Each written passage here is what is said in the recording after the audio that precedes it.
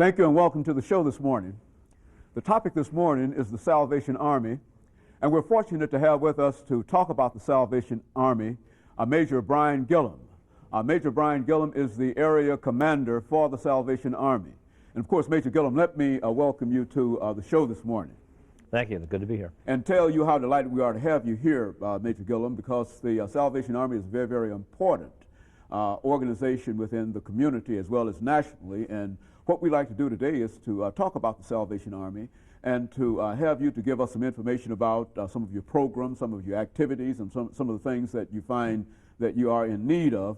But before we get into that, Major Gilliam, let's have you to talk about Major Brian Gilliam and to give us some information about your background, your education, and some of the things that were important that eventually led you to the position of Major Brian Gilliam for the Salvation Army, the area Salvation Army. Okay. Well, I grew up in a small steel town in West Virginia, Weirton, West Virginia, and started attending the Salvation Army from the time I was born up until now. So it's been a part of my life from the very beginning.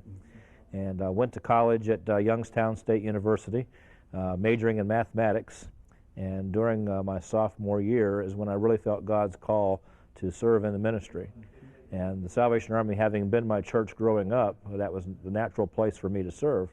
So I entered our college for officer training in Atlanta, Georgia. It's a 2-year seminary school there that the Army supervises, and was commissioned as a lieutenant in 1977. And I've been serving the past 24 years now in the Salvation Army. And based upon our years of service is how our rank is based. You start out as a lieutenant. After 5 years of service, you're promoted to captain. And after 20 years of service, you're promoted to the rank of major. Are these automatic promotions just by the longevity of the right, by the years of service.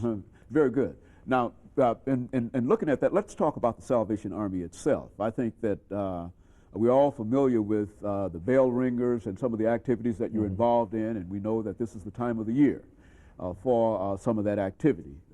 But beyond that, let's talk about the history of that organization, how that organization came into being, and some of the important things that you're trying to achieve.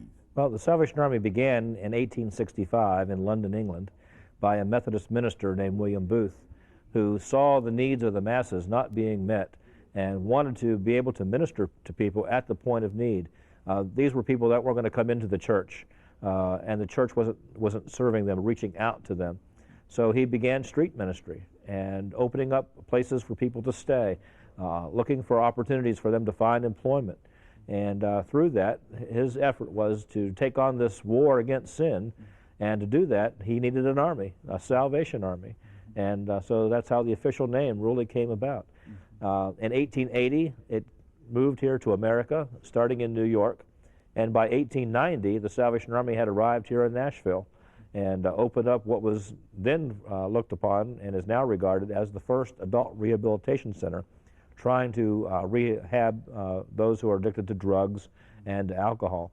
So for that period of time, since 1890, we've continued to operate that adult rehabilitation center here in Nashville, and to expand the Army services to where we have 4 centers of worship and 2 centers for social services, as well as the ARC.